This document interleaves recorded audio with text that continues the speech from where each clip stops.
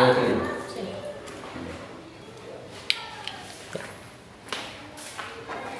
Bueno, ¿qué deber les había mandado? El significado de virtud. ¿Mm? El significado de virtud, el significado de juicio, el significado de luz. Bueno, ¿cuál es el significado de la palabra liturgia? En realidad es la forma o el orden de poder desarrollar y llevar a cabo diferentes ceremonias, tanto religiosas como de cualquier evento. ¿Qué más? Leer los cultos, homenaje de respeto. Cuando hay mayor de los Y la cultos, voz que los cristianos hacen. En culto. ¿Entrevistó a algún cura? No. ¿Y qué es una misa? Es la misa. ¿Qué era una misa? Es una reunión católica. es un ritual específico de la Iglesia Católica. ¿Sí? Sigan nomás, sigan nomás. Sigan su concepto. Como una ceremonia que hacen los católicos. Ya. Ceremonias que hacen en la iglesia. Pero sí es bastante diferente a lo que es un culto, no es lo mismo. No, porque un culto es realmente como rendir alabanza, siendo lo que prácticamente hacen los cristianos. Es un homenaje que se hace. Una misa es una ceremonia repetitiva. Repetitiva y casi sin vuelta. Acá el culto puede ser también individual como colectivo, porque es expresar adoración, ¿no es cierto? Claro. O alabanza a nuestro Creador. Claro. Dígame, mi hermano. Acá hay cuando también me pidió la palabra, o sea, el culto, hablaba también que se lo hacía en lo esotérico, o sea, también lo llevaba a cabo así ellos. Claro, o sea, la palabra culto nosotros la usamos, pero esto es como la palabra Dios. Nosotros hablamos a Dios del cielo, pero la palabra Dios se usa para muchos dioses. Dioses de piedra, dioses de madera, ¿no? A un objeto también le dicen Dios, a un ser humano también le dicen Dios. En Corea del Norte pues le enseñan a los niños desde pequeñitos que su Dios es el gobernante, que tiene poderes. Parece una fantasía, pero eso le meten a los niños allá. Le hacen creer que su gobernante es un ser celestial, que Dios no existe, sino que ese gobernante es el Dios de ellos. Los emperadores, los reyes, por decir, Nerón Se hacía llamar Dios. porque él decía que él podía dar la vida o la muerte, podía hacer a un hombre rico o hacerlo pobre, o sea, por el poder que tenía podía dar a un hombre hacer. Entonces él decía, yo soy como un Dios, o sea, se decía él, porque le puedo dar la vida o lo puedo quitar, lo puede hacer rico o lo puede hacer pobre, porque lo dejaba de todo. Entonces él se decía, Por esa razón es peligroso que todos los poderes estén sobre un solo hombre. Porque si ese hombre se deja absorber del orgullo, de la maldad de su corazón, efectivamente pasa eso. Llega a endiosarse, llega a sentirse superior a todos, porque su palabra es la única que prevalece. Entonces, a él nadie lo juzga. Si hace bueno o algo malo, nadie tiene por qué decirle hiciste bien, hiciste mal, porque el que le diga hiciste mal, eso se ¿sí o no? Entonces, por eso es peligroso poner todos los poderes en un solo hombre.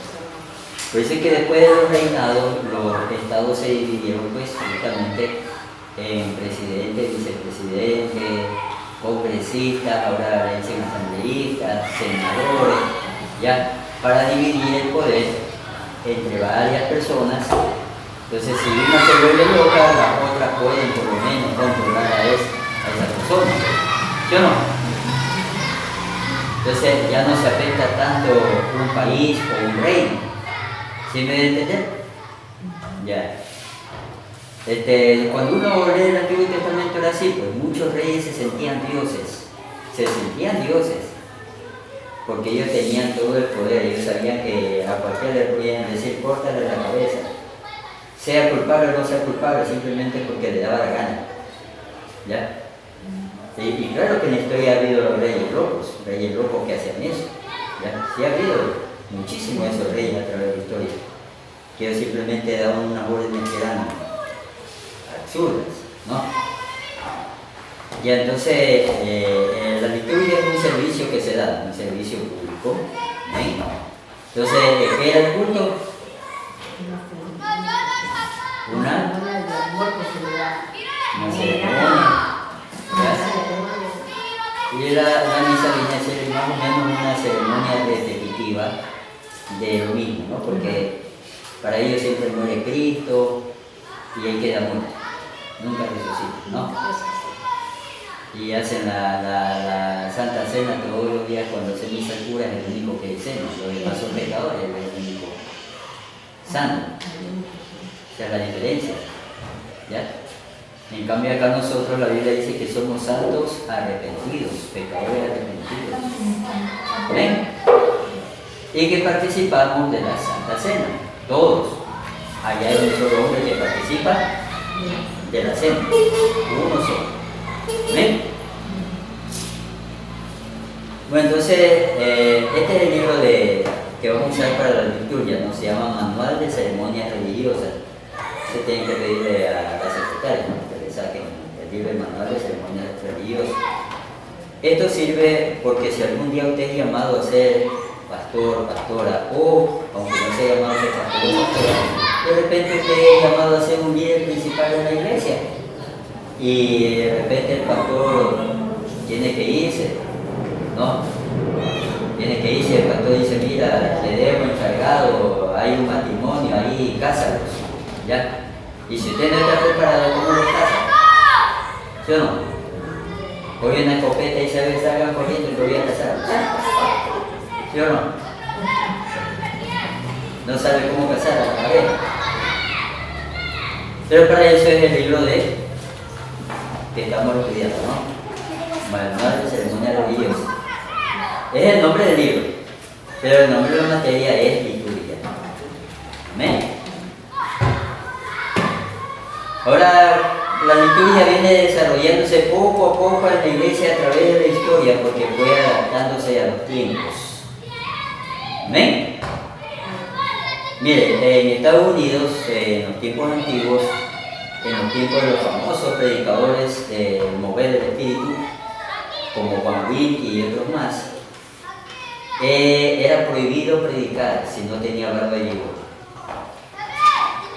Y no le daban su nombramiento de pastor si no tenía barba y bigote. Así es. Cada época tuvo su ¿cómo se llama? Un nombre tiene eso, ¿no? Su moda. Cada época tuvo su moda cristiana.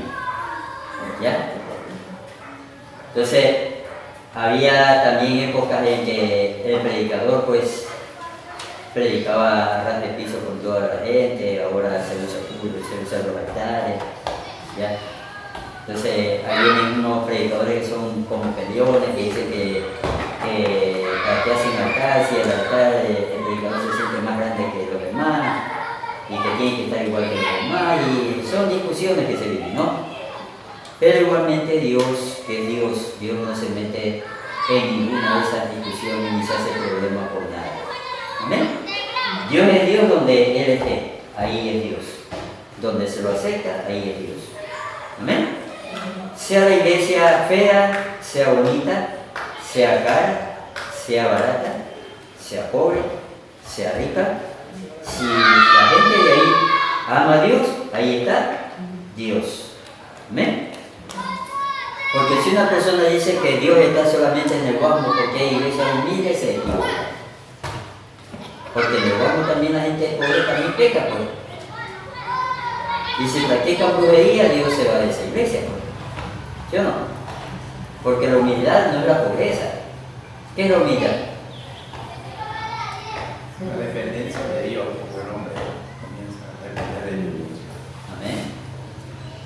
Pero humildad bíblicamente, no, depender de Dios, y humildad humanamente significa que yo estoy en el mismo nivel de todos los demás. Eso es humildad. Amén. Buenas tardes, Dios les bendiga. Dios le bendiga. Dios bendiga. Dios le bendiga. Entonces, una persona es humilde cuando se pone en el mismo nivel que todos los demás. Esa es una persona humilde. Antiguamente se creía que una persona humilde era una persona pobre. Cuando veían a un pobre por ahí pidiendo dinero, ese es humilde, ese no era humilde. Ese era nada más que un enemigo pobre. ¿Ven? Pero no es humilde. Un hombre o mujer humilde puede ser rico o puede ser pobre. No importa el dinero que tenga, ni tampoco el título que tenga. ¿Amén?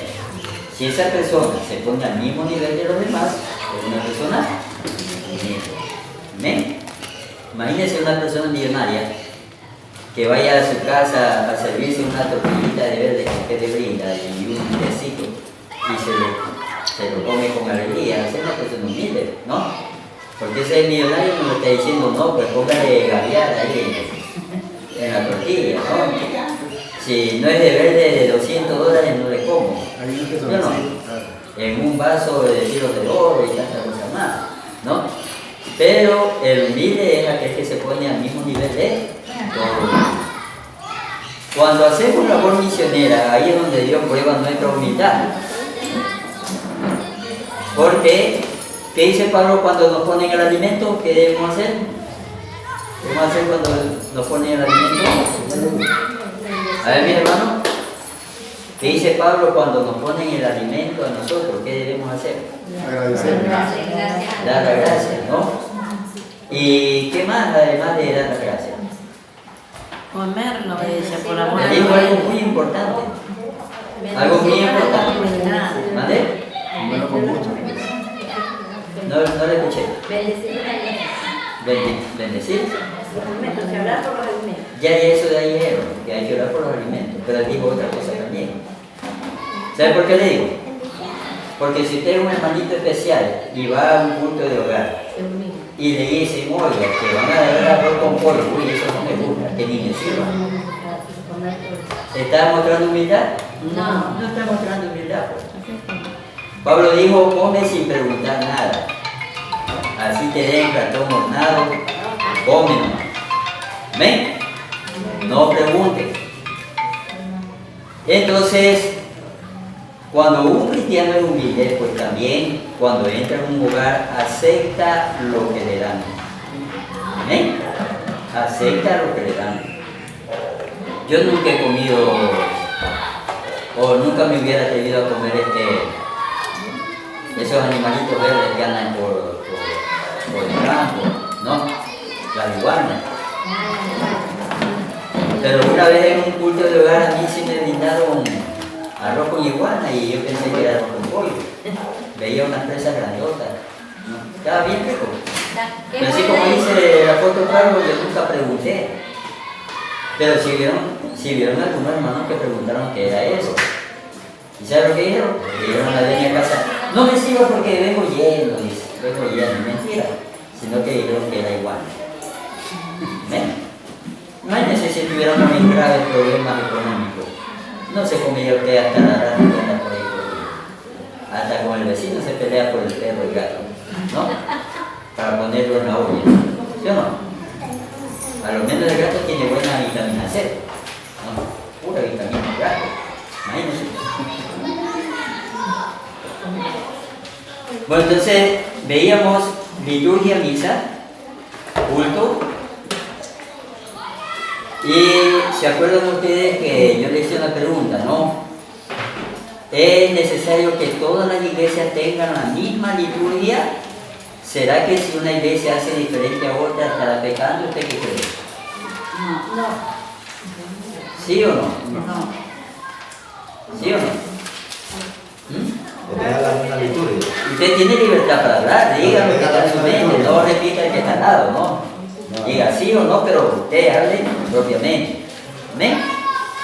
Estamos hablando de la liturgia en una iglesia, que sí es obligatorio que todas tengan exactamente la misma liturgia. Es que todos proclaman diferentes cosas de la palabra de Dios, pero no es la misma. Nosotros proclamamos lo que verdaderamente nos dice la Biblia, y ellos no lo proclaman. No, liturgia, usted está hablando de otra cosa. Esa es liturgia. Liturgia se refiere al sistema de culto, cómo es el que hacemos el culto. Hacer el mismo. Cómo empezamos y cómo terminamos. Es un acto de Deberíamos comunicación con Dios. hacerlo. En sí. Ya, entonces les vuelvo a aclarar que toda iglesia tiene libertad de elegir la liturgia que quiere. ¿Por qué razón? Porque en ningún lugar de la Biblia nos dice cómo empezar o terminar un culto. Eso no existe. Amén. Amén. Y yo sí he escuchado cristianos cuando van invitados a otra iglesia que le dicen a un hermano de esa iglesia, oye, dice, ¿que tu pastor ora media hora? Sí, no, así no se ora, tiene que orar 2 horas porque la iglesia ora 2 horas. Eso es en su iglesia, pues. Que si está en iglesia arena, respete la iglesia arena y haga lo que hace en la iglesia arena. ¿Sí me debe entender?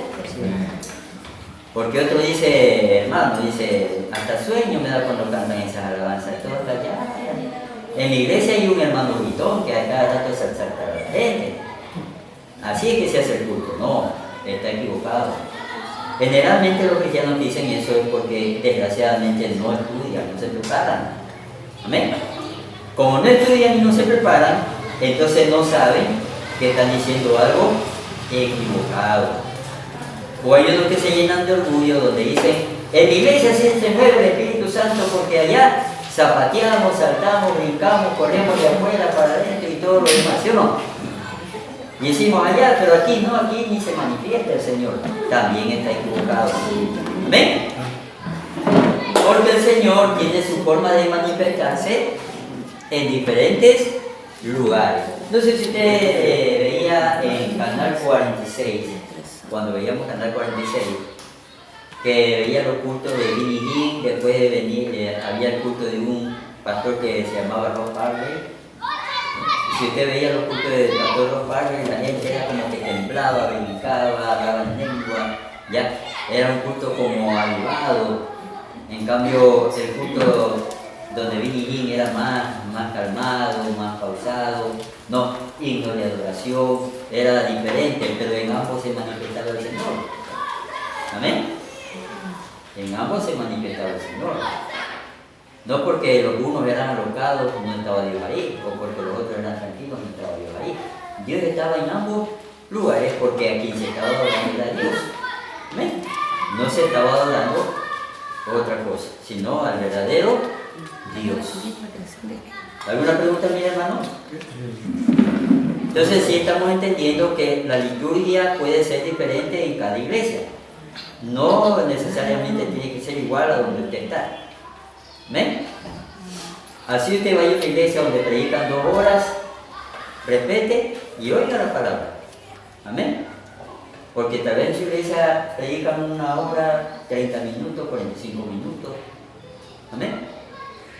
Hay que respetar.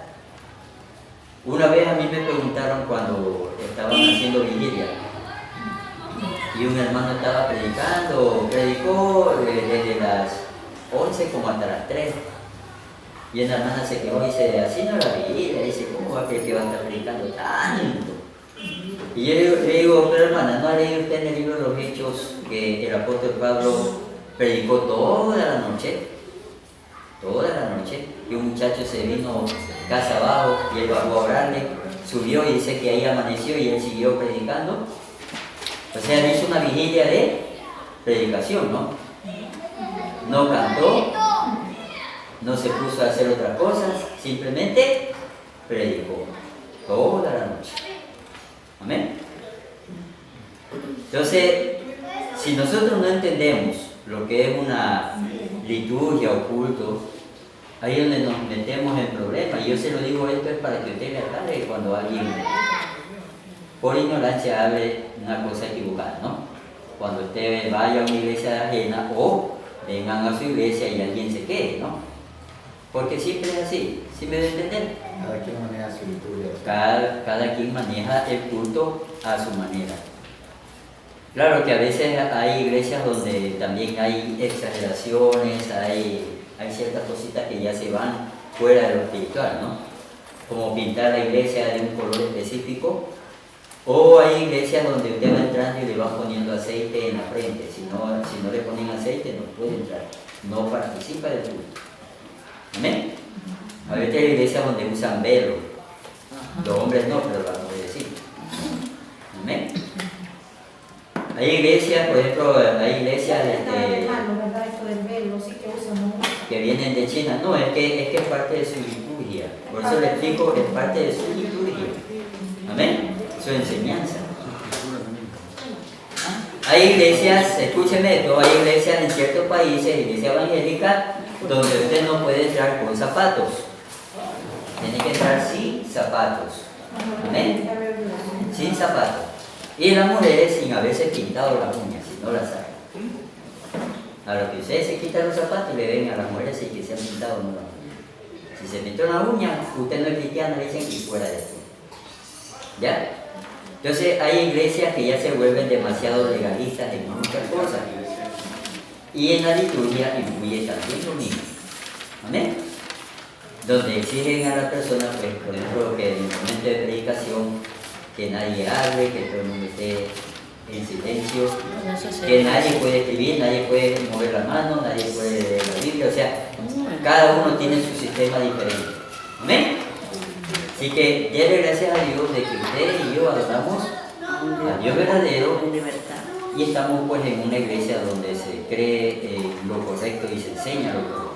¿Amén? Porque si estuviéramos en una secta, yo creo que ahorita y usted se hubiera levantado, se hubiera ido a su iglesia, ¿no? Hubiera dicho, uy, ese seminario es lo bueno. Amén. Entonces, está claro, mis hermanos, liturgia es diferente en cada iglesia y cada iglesia tiene el derecho de hacer su propia liturgia o culto bíblico. Ahora, ¿en qué concordamos casi todas las iglesias? Concordamos en lo que se hace en la liturgia, como los matrimonios, como el bautismo. Amén. Hay pastores que bautizan en ríos, hay otros que bautizan en mares, hay otros que bautizan en piscina. Amén. Claro, hay gente que se siente mal y dice, no, yo no me voy a bautizar en esa piscina porque los pecados se me quedan dentro de la iglesia, ¿no? Pero si usted se pone a deducir de que cuando botan toda esa agua va a la tierra, esa agua se evapora hacia el sol, ¿no?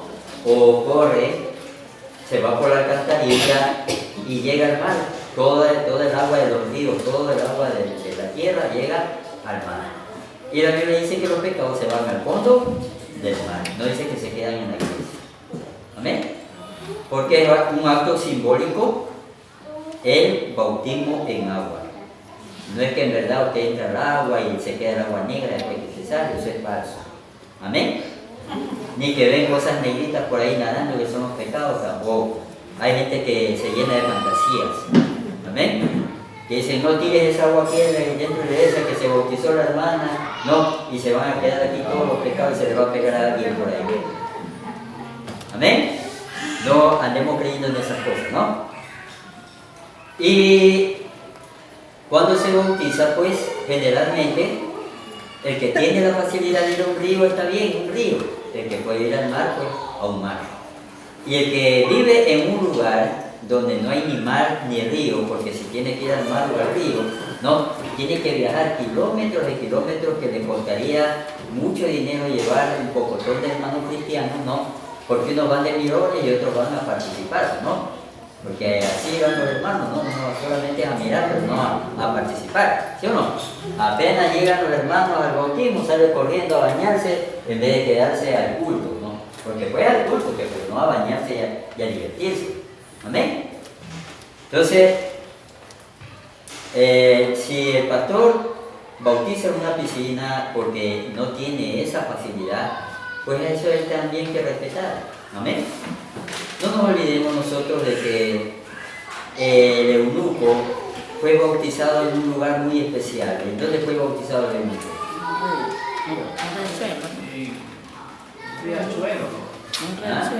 Fue como una cosa, fue como un lago. No era riachuelo. No, es como un lago. Era como una poza de agua grande. Un estanque, dice la Biblia. Bueno, es que esa palabra griega se la puede traducir de muchas formas. Puede traducirse como estanque, como poza, se lo puede traducir como más grande que una Igual yo poza. creo que la palabra estanque significa aguas que no quedan, sino que están Estancadas. estancada, ahí, está estancada. Entonces, como iban viajando, él dice, ¿y quién impide que me bauticen? Y ahí había agua, y dice, bueno, ahí va a bautizar. Amén. ¿Cómo habrá estado esa agua? No lo describe la Biblia, pero usted sabe que una agua estancada no es una agua que está limpia. Pero ¿por qué hizo eso el eunuco? Porque generalmente cuando ellos viajaban largos trayectos, sudaban bastante, salía más dolor del cuerpo porque en el desierto hace un calor terrible y cualquier agua que encontraban era buena para sacarse algo del sucio del cuerpo del sudor, algo, aunque no todo, pero servía para refrescarse. Amén. Por eso el eunuco dijo, ahí el agua, ahí bautízame de una vez. ¿Ven? Imagínense si estuviéramos en la India, en el río Ganges, que hay parte del río Ganges que tiene esta cantidad nomás de altura, no es hondo. ¿Cómo hace ahí para bautizar a una persona? Si usted tiene que sumergirla. Dice que ahí para bautizar a una persona la sientan, hacen la ceremonia de bautismo y ahí lo que hace el pastor es aportarla para que el agua la cubra, de ahí se levanta y ya está bautizado. Y en esa agua tiran muchos muertos porque en sus ritos religiosos tiran el cuerpo del muerto al río Ganges para que vaya a buscar su lugar de descanso. Amén. Y ahorita el gobierno indio hace eso, no está sacando cualquier cantidad de cuerpos que saca porque se contamina el agua. Y esa misma agua es la que potabilizan para tomarla. Agua de muerte. Y ahí es donde se bautiza la gente también. ¿Eh? ¿Se acuerda del comentario del leproso que fue sanado por Eliseo? ¿Se acuerda? Que dijo del río Jordán. ¿Ah? Él hizo un comentario del río Jordán, ¿no? Y mire que eso fue antes de que venga Cristo. Él dijo que el río Jordán era limpio o sucio. Era sucio. Casi todos los ríos son sucios. Por eso si usted quiere ir a la sierra y tomar agua pura, tiene que tomar agua que salga de la roca. Porque usted toma esa agua que viene bajando del río, ahí se baña gente, hace sus necesidades, lavan ropa. Y lo peor de todo, los pescados que están ahí ni se bañan, ni se ponen desodorante, nada, ni se lavan la boca. Ahí sudan los pescados, ahí todo eso. ¿Ya? Por eso el que sabe todo eso va a las vertientes de agua que salen de la roca y ahí ellos toman porque si sale limpia, porque sale filtrada. ¿Amén?